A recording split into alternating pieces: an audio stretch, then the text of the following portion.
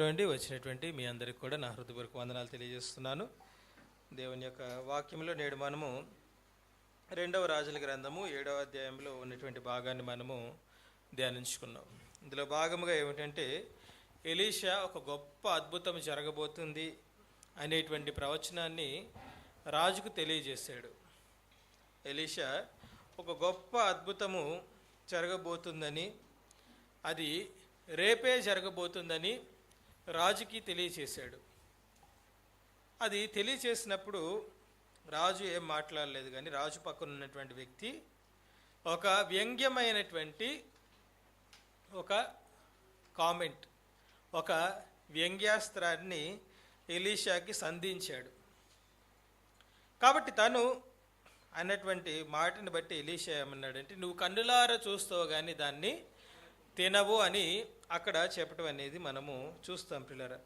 అంటే ఇక్కడ దీని యొక్క సందర్భం లేదంటే అసలు దానికి ముందు ఏం జరిగింది, ఇవన్నీ మనకి 2వ రాజుల గ్రంథము 6వ అధ్యాయంలో కనిపిస్తాయి.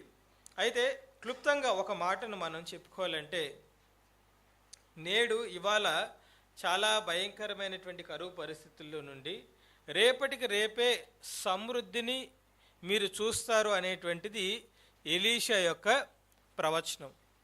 అంటే మనల్ని అదే రీతిలో దేవుడు ఒక ప్రవచనం మనకి ఇవ్వాల్సి వస్తే, నీకు ఎన్నో సంవత్సరాల నుంచి ఉన్నటువంటి కష్టము, ఎన్నో ఏళ్ల నుంచి నువ్వు చేస్తున్నటువంటి ప్రార్థన రేపే నెరవేరబోతుంది అని అంటే మన స్పందన ఏ విధంగా ఉంటుంది, మనం ఎలాగ స్పందిస్తాము అనేటువంటిది ఈ యొక్క అధ్యాయం మనకి ఒకసారి జ్ఞాపకం చేస్తుంది పిల్లరా. కాబట్టి ఇక్కడ మనకే దేవుడు ఈ రాత్రికి రాత్రి లేకపోతే దేవుని యొక్క ప్రవక్త ఎవరైనా వచ్చి మనకి ఒక ప్రవచనం ఇచ్చి, రేపే ఇది జరగబోతుంది, నువ్వు ఇన్ని సంవత్సరాల నుంచి చూస్తున్నావు కదా, లేకపోతే ఇంత కష్టం అనుభవించావు కదా, కష్టం అనుభవించి ఇంకా కార్యం జరగదని నిరాశలో కృంగిపోయావు కదా, రేపే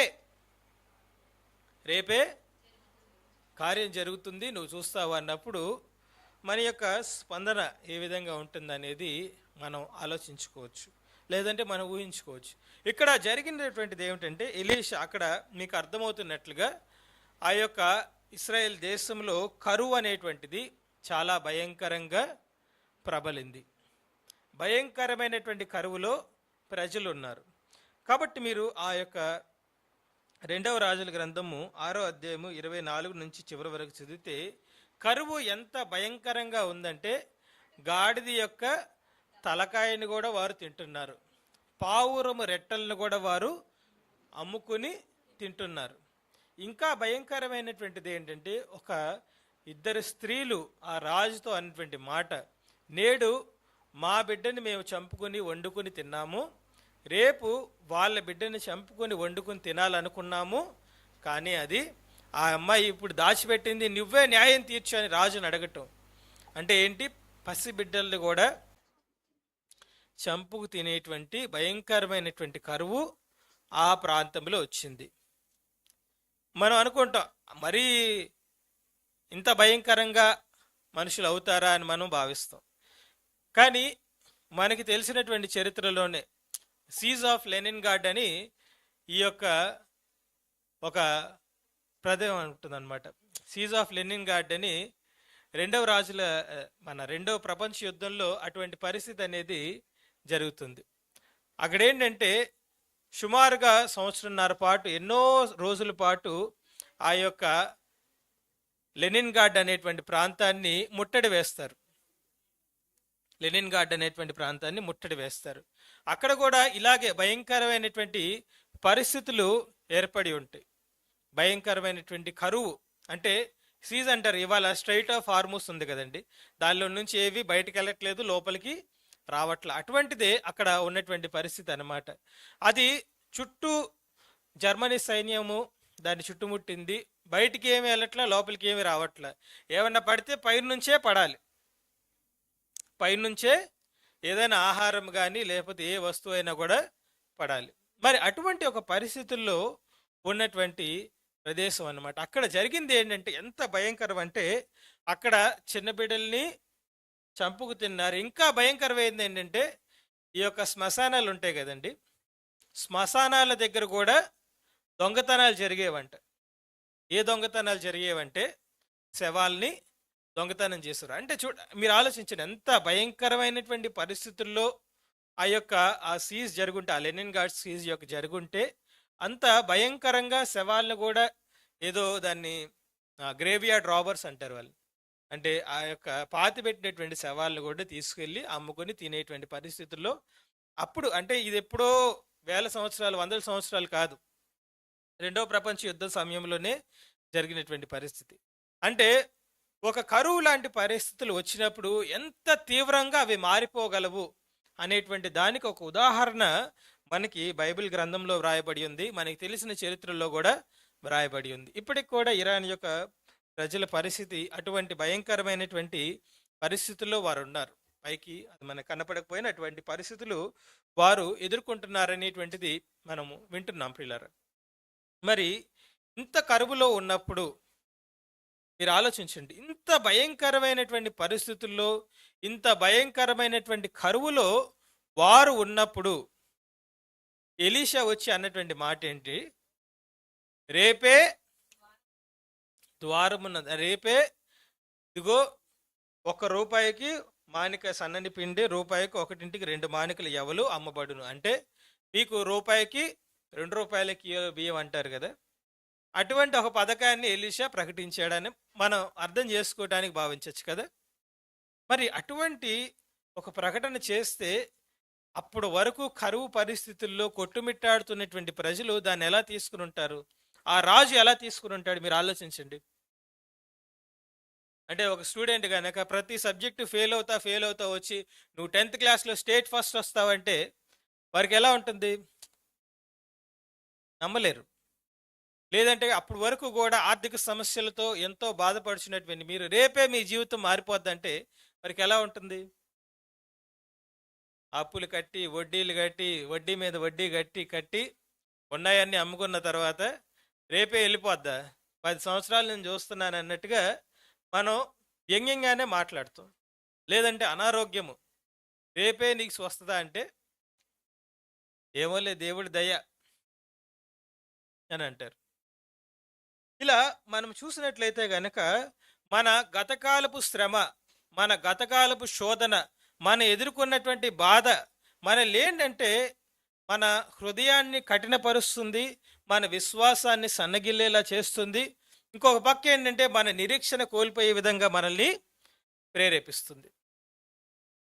మన గతకాలములు ఎదుర్కొన్నటువంటి శ్రమలు, మనం ప్రార్థన చేసి విసుగుపోయినటువంటి పరిస్థితులు ఏంటంటే ఇక మీదట మనకు నిరీక్షణ లేదేమో, ఇక మీదట మన జీవితంలో ఏది జరగదేమో, నా గతి ఇంతేనేమో అనే విధంగా మన యొక్క పరిస్థితి మారిపోతుంది పిల్లలు. ఇక్కడ ఇశ్రాయేలు యొక్క ప్రజలకు కూడా జరిగింది అదే. వారు అనేకమైన ఈ కరువు యొక్క భారం ఎంత భయంకరంగా ఉండిందంటే చెప్పుకున్నాం కదా, గాడిద యొక్క తలకాయి, పావురం రెట్ట, సొంత పిల్లల్ని చంపుకునేటువంటి పరిస్థితుల్లో వారు ఉన్నప్పుడు రాజుకి విపరీతమైన కోపం వచ్చి రాజు ఒక ప్రతిజ్ఞ చేస్తాడు. అదే 6వ అధ్యాయము 31వ వచనంలో మనకు కనిపిస్తుంది. అంత తర్వాత రాజు షాపాతు కుమారుడైన ఎలీషా యొక్క తల ఈ దినమున అతని పైన నిలిచి ఉన్న ఎడల దేవుడు నాకు గొప్ప అపాయము. ఎలీషా ఏం చేశాడు? అసలు ఎలీషా ఏం చేశాడని రాజు కోపం రావటం, కరువు వచ్చిందేమో, సిరియన్లతో యుద్ధం జరిగింది, వారు వీరిని చుట్టుముట్టారు. ఇక్కడ ఇశ్రాయేలుకేమో ఏమీ దిక్కు, ఇంకొక ఆశ్రయము లేదు. యుద్ధంలో బయటికి వెళ్ళి యుద్ధం చేయలేడు రాజు, ప్రజలేమో బయటికి వెళ్ళలేరు, శత్రువేమో లోపలికి ఏది రానివ్వడు. మరి ఇటువంటి ఒక పరిస్థితి ఉన్నప్పుడు ఎలీషా మీద కోపం రావటం ఎందుకు మనకు అర్థం కాదు. కానీ ఇక్కడ రాజు ఎలీషా విషయంలో ఏం చేద్దాం అనుకున్నాడు? తనని చంపిద్దాం అనుకున్నాడు. అలా చంపిద్దాం అనుకున్నప్పుడు ఎలీషా దానికి ఇచ్చినటువంటి ప్రత్యుత్తరం, లేకపోతే చెప్పినటువంటి మాట ఏమిటి? 7వ అధ్యాయం 1వ వచనం మనం చదువుకున్నాం కదా, రేపు ఈ దినానికి రూపాయి 1 మానిక, తన్నని పిండే రూపాయి ఒక్కటికి 2 మానికలు ఎవలను అమ్మబడును అని అక్కడ చెప్తున్నాడు. అంటే ఎలీషానేమో రాజు చంపించాలనుకున్నాడు. కానీ ఎలీషా ఏమో రాజు విషయంలో ఏమనుకున్నాడు, దేవుని యొక్క మాటను తనకి సెలవిచ్చాడు. రేపు ఈ కరువు తీరిపోబోతుంది, మనకి సమృద్ధి అనేది రాబోతుంది అనేటువంటి మాటను అక్కడ రాజు తెలియజేయటం అనేది మనము చూస్తున్నాం ప్రియులారా. అంటే మనం అర్థం చేసుకోవాల్సింది ఏంటంటే, దేవుడి యొక్క కార్యము ఒక రోజులో జరిగేటువంటి కార్యములు మనము నమ్మాలి. అలాగే దేవుడు ఎప్పుడు అసాధ్యమైనది చేసేటువంటి దేవుడు అనేటువంటి దాన్ని మనము నమ్మాలి. ఈ అసాధ్యమైన దేవుడు మనం అనుకుంటాం కదా, మనం ఏమనుకుంటాం అంటే ఇదంతా కూడా జరిగే పనులు కాదు అని మనం భావిస్తాం కదా. అనేక సందర్భాల్లో మనం ఏం భావిస్తాం, ఇవేవి జరిగే పనులు కాదు అన్నట్టుగా మనం భావిస్తాం. దేవుడి వల్ల కూడా కాదు అని కొంతమంది మాటలు చెప్తాడు, అవునా? కానీ దేవుడికి ఉన్నటువంటి లక్షణం ఏంటంటే, జరగనది జరగలేదు అనుకున్న జరిగించేటువంటి దేవుడు ఆయన. అసలు అలా చేయకపోతే ఆయన దేవుడు ఎందుకు అవుతాడు? సూర్యుడు మధ్యలో నిలిచిపోతాడా, చంద్రుడు మధ్యలో ఆగిపోతాడా అంటే అలా ఆపితేనే దేవుడు. నీవు అంత అద్భుతం చేస్తేనే ఆయన దేవుడు అవుతాడండి. ఆయన దేవుడు అయితేనే అంత అద్భుతం చేస్తాడు, లేకపోతే జరగదు. ఇది సైన్స్ ఒప్పుకోదు కదా అంటే, మరి అదే దేవుడు అంటేనే ఇంత అద్భుతం చేసేటువంటి వాడు, దేవుడు అంటేనే ఆయన లక్షణమే ఇది. ఆ గ్రహింపు అనేది చాలా మంది మనుషులకు ఉండదు, చాలా మంది విశ్వాసులకు ఉండదు. అలాగే ఇక్కడ రాజుకి లేదు, తనతో పాటు ఉన్నటువంటి అధిపతికి కూడా ఆ విశ్వాసం అనేది లేదు. వారు దేవుని యొక్క కార్యం అనేది ఒక్క రోజులో పరిస్థితి మొత్తం మారిపోతుంది అనేటువంటి నమ్మకం వారికి లేకుండింది. దానికి ఆ అధిపతి వ్యంగ్యంగా ఏమన్నాడు, దేవుడు ఆకాశానికి కిటికీలు చేసి దాని మీద నుంచి కుమ్మరించిన అలాగా జరగదు అంటే ఏమంటున్నాడు? 2 చరిత్రలో జరిగినటువంటి సంఘటనలు అక్కడ మనం చూడొచ్చు. ఒకటి, ఆ ఆకాశం తలుపులు తెరవటం అంటే, ఒకటి ఏంటంటే నోవాహు యొక్క జల ప్రళయం గురించి అతను మాట్లాడుతుండొచ్చు, లేదంటే ఆకాశము నుండి కురిసినటువంటి మన్నా గురించి, పూరేళ్ళ గురించి అతను మాట్లాడుతుండొచ్చు. కాబట్టి మన్నా కురిసినా పూరేళ్ళు కురిసినా కూడా అంత తక్కువకైతే పోవు, అసలు అది జరగని పని అనేటువంటి విధంగా అతను సెలవివ్వటం అనేది చూస్తాం. దానికి ఎలీషా చెప్పినటువంటి మాట, ఇది జరుగుతుంది కానీ నువ్వు దాన్ని అనుభవించలేవు, చూడవు కాదు అనుభవించలేవు. దాన్ని నువ్వు చూస్తావు కానీ దాన్ని నువ్వు అనుభవించలేవు. అంటే అనేక సందర్భాల్లో దేవుని యొక్క కార్యాలను మనం చూడగలుగుతాం కానీ దాన్ని అనుభవించలేం. ఎందుకనంటే తన యొక్క అవిశ్వాసాన్ని బట్టి తను అనుభవించలేకపోయాడు. ఇతరులకు ఆ మేలు కలిగింది, తనకు మాత్రం ఆ మేలు పొందుకోలేకపోయాడు.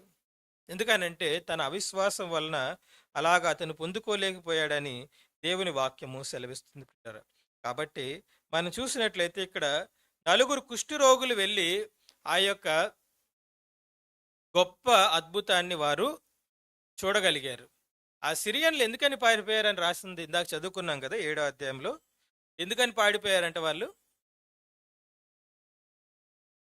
రథముల ధ్వని, గుర్రముల ధ్వని, గొప్ప సమూహం యొక్క ధ్వని, సిరియన్ల దండు వినబడినట్లుగా చేయగా వారు మన మీద వచ్చుటకై ఇశ్రాయేల్ రాజు హిత్తీయుల రాజులకును ఐగుప్తీయుల రాజులను బత్తెమిచ్చి ఉన్నాడని సిరియన్లు ఒకరితో ఒకరు చెప్పుకొని లేచి తమ గుడారంలోనైనను, గుర్రములోనైనను, గాడిదల్లోనైనను, దండుపేట ఉన్న వాటిలోనైనను ఏమీ తీసుకొనకయే తమ ప్రాణములు రక్షించుకున్నట్టు చాలనుకుని సంధ్య చీకటిని ఉన్నది ఉన్నట్లుగా పేట విడిచి పారిపోయి ఉండేది. అంటే వాళ్ళు అసలు ఎందుకని వెళ్ళిపోయారు? ఎందుకని వెళ్ళిపోయారండి? ఫస్ట్ ఏమో వాళ్ళకి ఏదో వినపడింది, వినపడిన తర్వాత వాళ్ళు ఏదో ఊహించుకున్నారు, ఊహించుకున్న తర్వాత వారు ఏం చేశారు? పారిపోయారు. అంటే మన మాటలో చెప్పాలంటే ఒక పుకారికి, ఒక అపోహకి వారు పారిపోయారు. ఇక్కడ రాజైన, ఇక్కడ ఇశ్రాయేల్ రాజైన ఎలీషా అయినా ఏమనుకుంటారు సాధారణంగా అంటే, యుద్ధం చెయ్యాలి, యుద్ధములో ఒక 300 మంది 3 లక్షల మందిని ఓడించేయాలి అది అనుకుంటారు. కానీ దేవుడు అలా చేశాడా?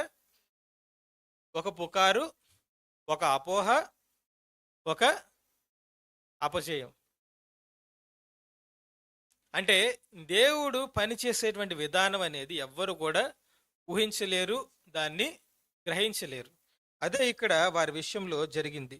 ఒక పుకార్కి వెళ్ళిపోతారా అండి అంటే, మనం రాజులం కాదు కాబట్టి మనకు తెలియదు, కానీ చాలా వరకు పుకార్ల మీదే పనులన్నీ జరిగిపోతుంటాయి. మన పోయిన ఆదివారం మనకి ఎందుకని అంత రద్దీ పెట్రోల్ బంకుల్లో చూసాం అంటే, రాదేమో, ఇంకా డీజిల్ రాదేమో, పెట్రోల్ రాదేమో, 2 రోజుల్లో వచ్చిద్దని చెప్పినా మనం నమ్మం. ఒక గంటన్నరైనా అక్కడ నుంచుంటాం, తర్వాత కొట్టించుకుని లేకపోతే కొద్దిగా ఎక్కువ డబ్బులు ఇచ్చినా కొనుక్కునేటువంటి పరిస్థితులు. ఎందుకని అదంతా పుకారే. 2 రోజుల తర్వాత నిజంగానే వచ్చింది కదా, ఇప్పుడు కొద్దిగా రద్దీ తగ్గింది కదా, లేకపోతే 20 రూపాయలు పెంచేస్తారేమో అంటే ఇవాళ కొట్టి చేసుకుందాంలే, అన్నీ పుకార్లే అయ్యి ఉండొచ్చు, తర్వాత నిజం అవుతుండొచ్చు. కానీ ఇప్పటికిప్పుడైతే మనకి ఆ భయం, అదే భయం ఈ సిరియన్లు కూడా కలిగింది ప్రియులారా. ఆ భయంతోనే వారు ఏం చేశారు? మొత్తాన్ని విడిచిపెట్టి వెళ్ళిపోయారంట. ప్రాణాలు కాపాడుకుంటే చాలు అనుకుని వారు వెళ్ళిపోయినట్లుగా కనిపిస్తుంది ప్రియులారా. అది కుష్ఠరోగులు చూశారు. అంటే ఈ యొక్క సమాజంలో నుంచి వెలివేయబడినటువంటి ఒక జనము చూశారు. వారు దాన్ని చూసి దానిలోనికి వెళ్ళి ఎక్కడైనా చచ్చిపోతాం అక్కడైనా చచ్చిపోతాం కదా, అదేదో అక్కడే వెళ్ళి చచ్చిపోదాంలే అనుకున్నారు వాళ్ళు. అలా వెళ్ళి ఆ అద్భుతాన్ని చూసి అక్కడ అంతా కూడా ఖాళీగా ఉంది, చక్కగా బోళ్ళంత సమృద్ధి అయిన ఆహారం ఉందని వారు గ్రహించుకుని ఒక ఇంటిని దోచుకున్నారు, 2వ ఇంటిని దోచుకున్నారు, 3వ దానికి వాళ్ళ దేవుడు గుర్తొచ్చాడు. ఒకదానికి వెళ్ళారు, బంగారం వెండి వస్త్రాలు అన్ని తీసుకున్నారు, వచ్చేసారు. 2వ దానికి వెళ్ళారు, మళ్ళీ తీసుకున్నారు. 3వ దానికి దేవుడు గుర్తు, అరే మనం చేసేది మంచి పని కాదురా, మనం చేసేది మంచి పని కాదు, మనం ఆ రాజుకు తెలియచేద్దాం, ప్రజలు ఇబ్బంది పడుతున్నారు అంటే. చూడండి, కుష్ఠరోగులనేమో సమాజంలో నుంచి దూరంగా పెడతారు, అక్కడేమో వారు పాలెం వెలుపలు ఉంటున్నారు, వాళ్ళని ఇటు రానివ్వలేదు అటు రానివ్వలేదు. కానీ వారికి ఉన్నటువంటి ఆ ప్రేమ, లేకపోతే వారికి ఉన్నటువంటి గ్రహింపు ఏంటి?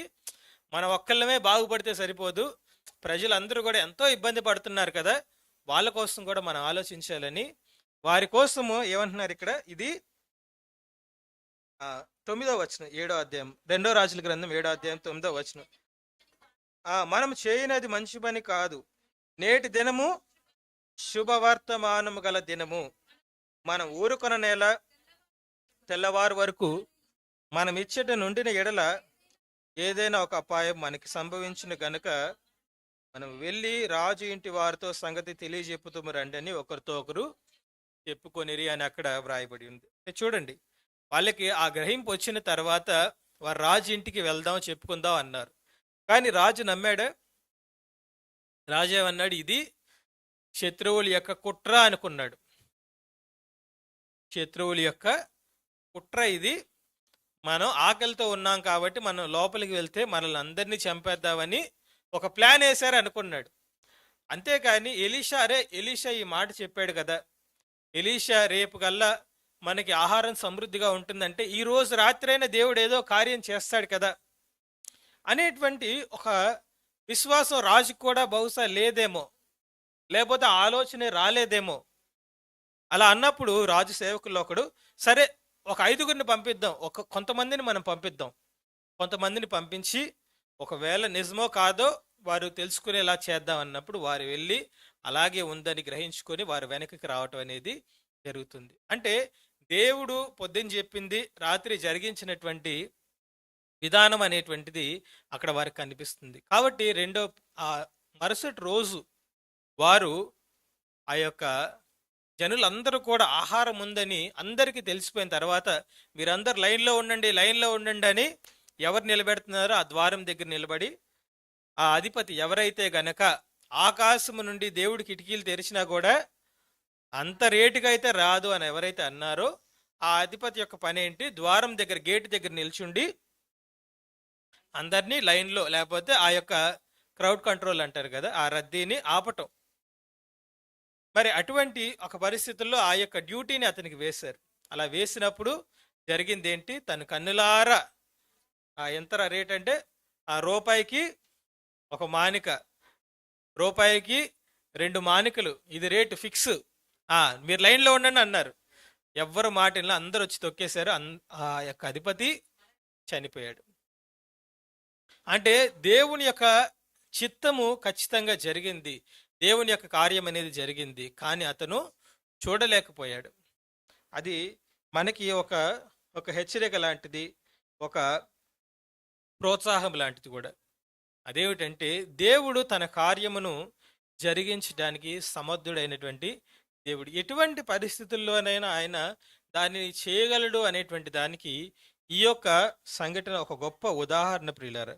అయితే మనము ఇటువంటి అద్భుతాలను చూడటానికి మన అవిశ్వాసం అనేది మనకు అడ్డముగా రాకూడదు. మన గతకాలపు అనుభవాలు అనేవి అడ్డముగా రాకూడదు. చాలా మందికి అది ఒక పెద్ద సమస్య. అంటే గతంలో నాకేం జరగలేదు కదా, భవిష్యత్తులో కూడా ఏం జరగదు. గతంలో నన్ను ఇలా అయింది కదా, ఇక ముందు కూడా అదే అవుద్ది. ఆ అవిశ్వాసంలో, ఆ నిరాశలో, నిరీక్షణ లేని ఒక స్థితిలోనికి వాళ్ళు వెళ్ళిపోతారు. అటువంటి పరిస్థితి మనకు రాకూడదు. ఎందుకనంటే దేవుని యొక్క వాక్యమే మనకు సెలవిస్తుంది. ఇది శుభవర్తమానము గల దినము, మనము ఊరుకొన నేల అని ఆ యొక్క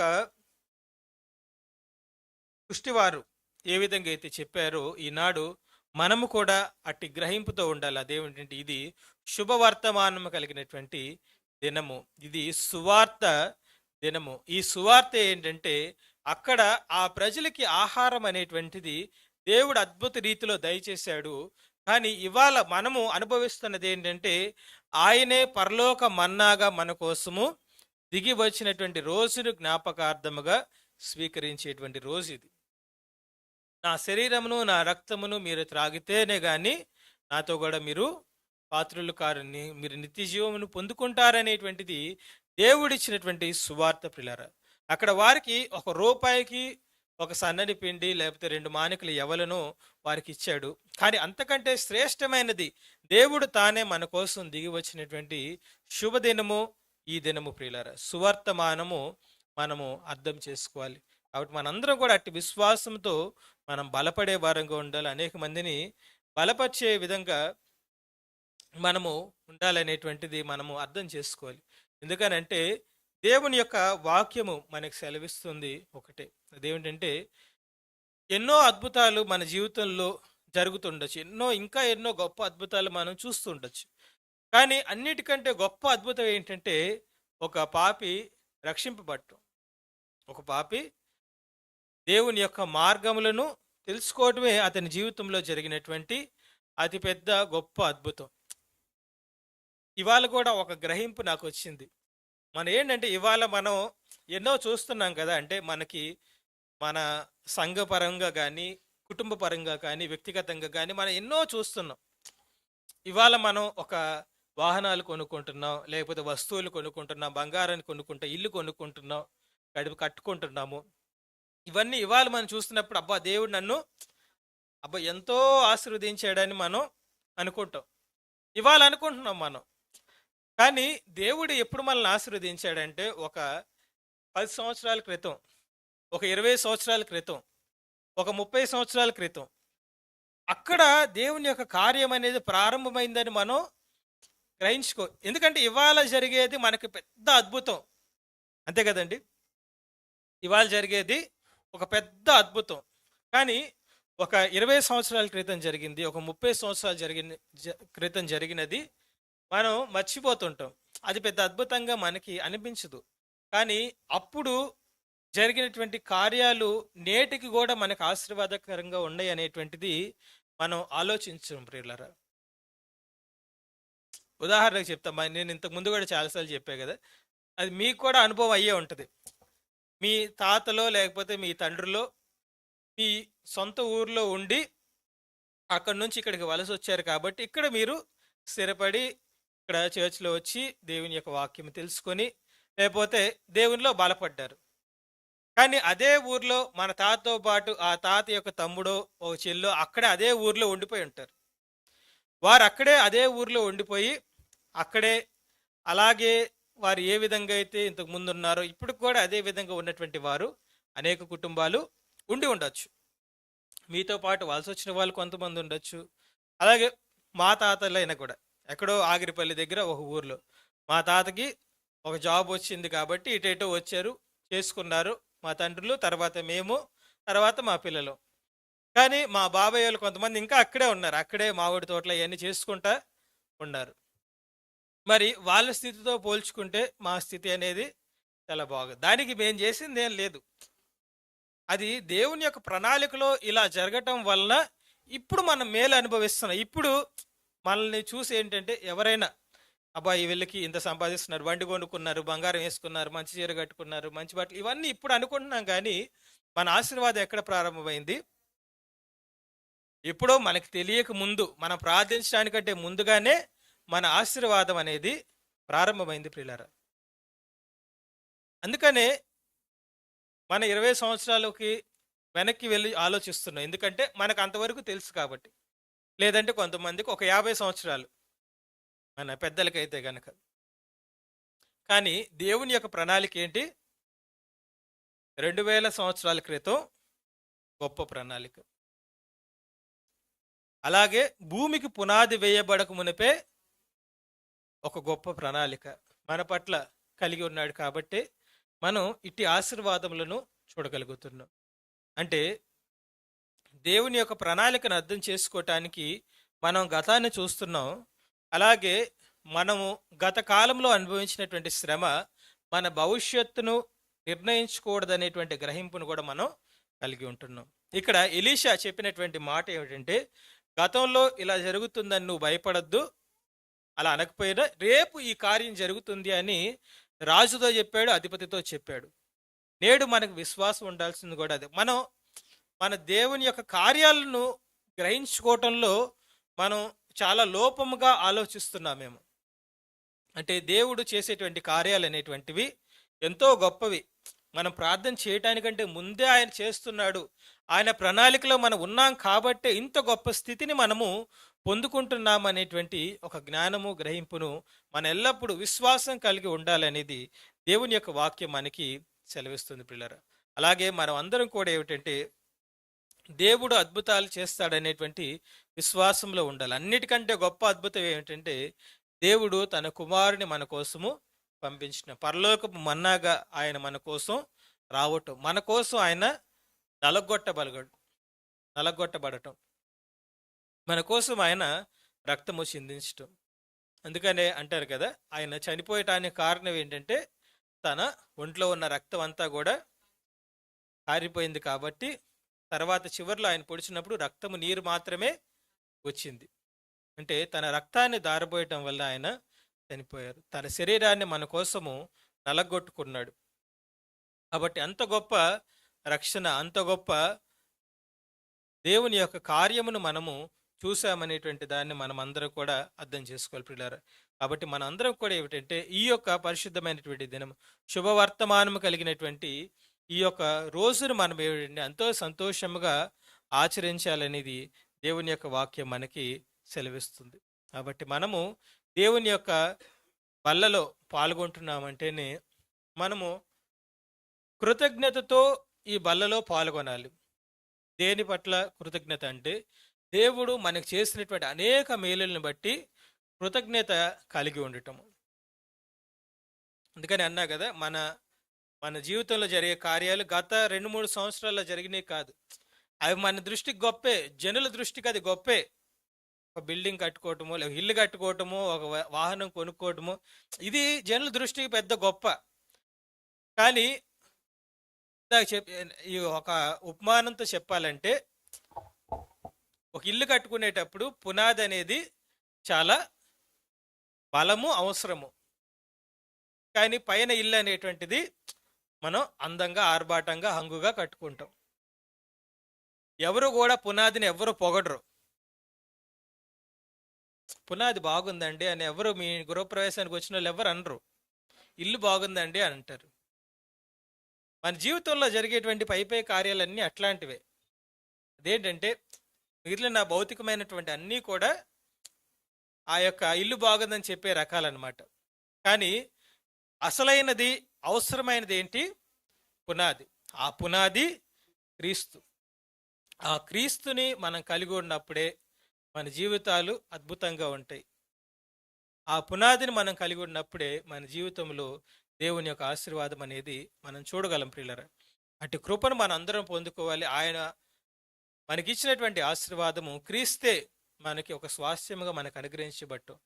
ఆయన శరీరమును, ఆయన రక్తమును జ్ఞాపకార్థంగా మనం స్వీకరిస్తున్నాం కాబట్టి కృతజ్ఞతతో మనము ఈ యొక్క బల్లలో పాల్గొనాలి. అలాగే భయభక్తులతో ఈ బల్లలో పాల్గొనాలి. ఎందుకని పాల్గొనాలంటే ఆ యొక్క అధిపతి ఏ విధంగా అయితే దాన్ని కన్నులారా చూచి కూడా తాను అనుభవించలేకపోయాడో అటువంటి స్థితి మనకు రాకుండా ఉండటానికి భయభక్తులు కలిగి ఉండాలి. అందుకనే నేను ఎన్నోసార్లు మొన్న యవనస్తుల కూడికలో కూడా ఒక మాట చెప్పాను. ఏంటంటే నోవాహు యొక్క ఓడ అయిపోయిన తర్వాత ఒక పెద్ద గోపురాన్ని కట్టడానికి ఆ యొక్క ప్రజలందరూ బాబేలు గోపురాన్ని కట్టడానికి వారు ప్రయత్నిస్తారు. ఆదికాండం 11వ అధ్యాయంలో అది కనిపిస్తుంది. దేవుని యొక్క చిత్తమేమో వారు ఫలించి అభివృద్ధి చెంది భూమిని విస్తరించి దాన్ని నింపాలనేది దేవుని యొక్క చిత్తం. మనుషుల యొక్క చిత్తమేమో వారు ఒక్కచోటే ఉండి ఒక గోపురం కట్టి పేరు సంపాదించుకోవాలనేది వారికి ఉన్నటువంటి ఆలోచన. ఎవరి ఆలోచన నెరవేరింది? దేవుని ఆలోచనే నెరవేరింది. వాళ్ళు గోపురాన్ని కట్టలేకపోయారు, వాళ్ళు చెల్లాచెదురైపోయారు. వారు భూమి మీద అటు ఇటు వెలివేయబడ్డారు, లేకపోతే వెళ్ళిపోయారు. ఎవరి చిత్తం జరిగింది? దేవుడి చిత్తమే జరిగింది. కానీ మనిషికి సంతోషం ఉందా? దేవుడి చిత్తం మనం సంతోషించినా బాధపడినా దేవుడి చిత్తం అయితే జరుగుతుంది. కానీ నువ్వు సంతోషిస్తావా బాధపడతావా అనేది నీ నిర్ణయాన్ని బట్టి ఉంటుంది. దేవుడి చిత్తం ఎలాగైనా జరుగుతుంది, కానీ సంతోషిస్తావా బాధపడతావా అనేది నీ నిర్ణయాన్ని బట్టి.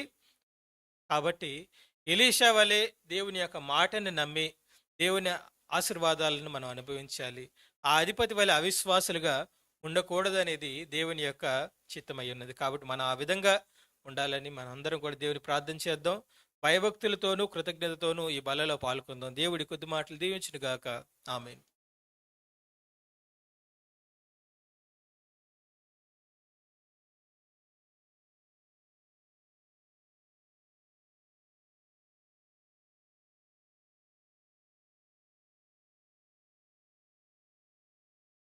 దయచేసి అందరూ కూడా ఒకసారి నిలబడతారండి. కొంచెం లోన్ ఉన్నటువంటి వారు కొంచెం అడ్జస్ట్ చేసుకోండి. ఆ సైడ్ కూడా కూర్చోవచ్చు. బాబు కొంచెం ముందుకు జరగండి.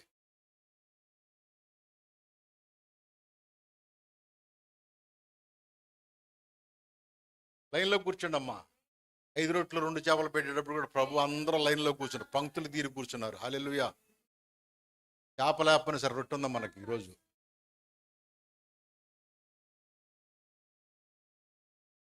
లైన్లో కూర్చుంటే చక్కగా అందరికీ సరిపోతుంది. ఇక్కడ కూడా కూర్చో, వెనకున్నటువంటి వాళ్ళకి ఈ సైడ్ కూడా కూర్చోండి. పడమ్మా, పడండి.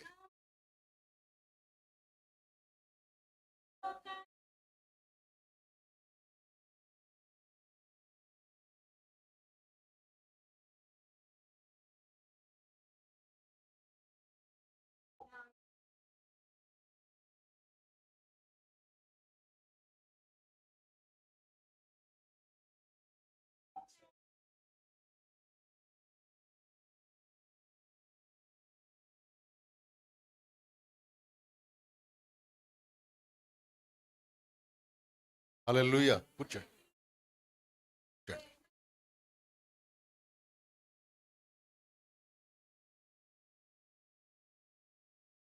హల్లెలూయా. ఎలీషా కాలంలో ఏ కరువు వచ్చిందమ్మా? పిల్లల్ని చంపు తింటాం, గాడిదమ్మ తలకాయ తింటాం, రొట్టె, మళ్ళీ ఇంకేంటి అదే పావురపు రెట్టగా రెట్ట అంటే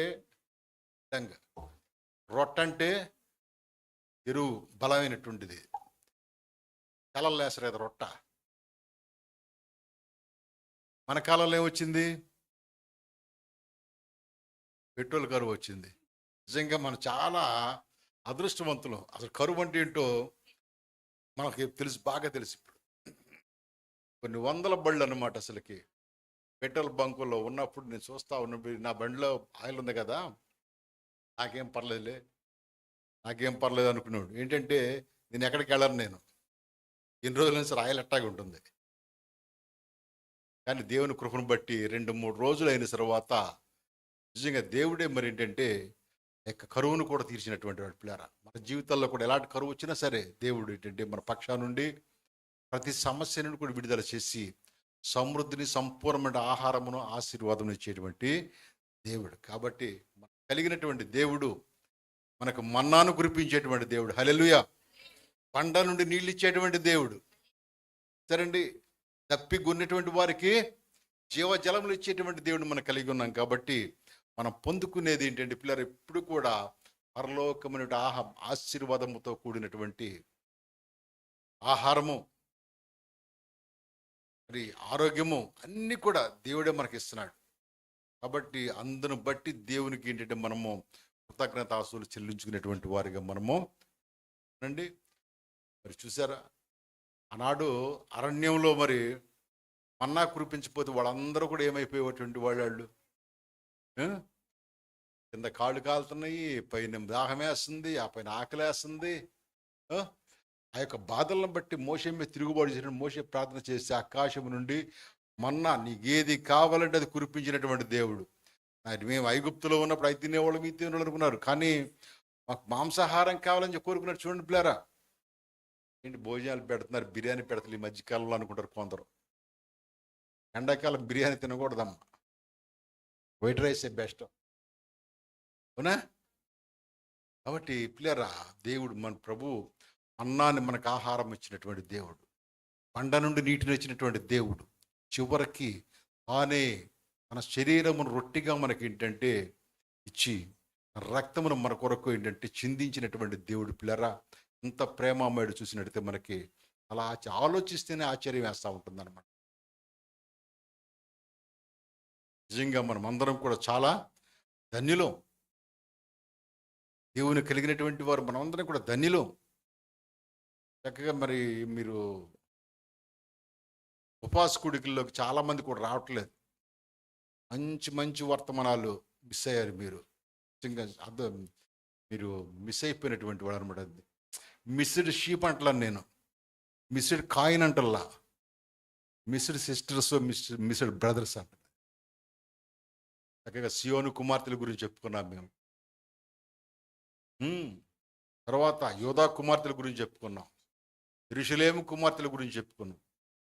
ఇంకా అనేక మంది కుమార్తెలు ఉన్నారు, వాళ్ళందరి గురించి ఉపవాస కూడికలు చెప్దామని చెప్పేసి మేము నిర్ణయించుకున్నాం. ఏంటంటే ఇవన్నీ కూడా పిల్లరా, ఇవన్నీ యెరూషలేము దేవుని యొక్క ఇది, సియోను దేవుని యొక్క ఉన్నతమైనటువంటి స్థలం.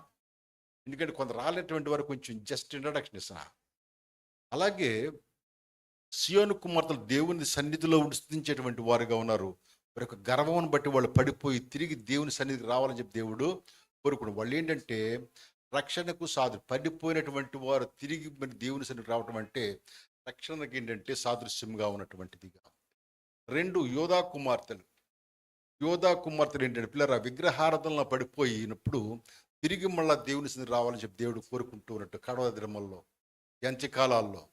అలాగే రాత్రి మేమేం ధ్యానం చేసుకున్నాం మేము, యెరూషలేము కుమార్తెలు. యెరూషలేము అంటే పరమ యెరూషలేము, దేవుని యొక్క మందిరం ఉన్నటువంటిది. దేవుని మందిరమునకు వస్తేనే ఆశీర్వాదం, మందిరానికి వస్తేనే ఆశీర్వాదం. యోధా స్తుతించేటువంటి కుటుంబం, అది వంశము. సియోను దేవుని సన్నిధిలో ఉండేటువంటి వారు, ఎత్తబడినటువంటి సంఘంలో ఉన్నటువంటి వారు. యెరూషలేము దేవుని మందిరములో దేవుని స్తుతించేటువంటి వారు, ప్రార్థించేటువంటి వారు, దేవుని ఘనపరిచేటువంటి వారు. పిల్లారా, వాళ్ళు ఏం కోరుకున్నారు తెలుసండి? యెరూషలేము కుమార్తెలు దేవుని యొక్క ప్రేమను కోరుకుంటూ ఉన్నటువంటి వారు. హల్లెలూయా. సియోనులేమో దేవుని స్తుతించేటువంటి వారు, సియోను కుమార్తెలు. యోధా కుమార్తెలేమో దేవుని సన్నిధిలో స్తుతించేటువంటి వారు. యెరూషలేము కుమార్తెలేమో అంటే దేవుని ప్రేమను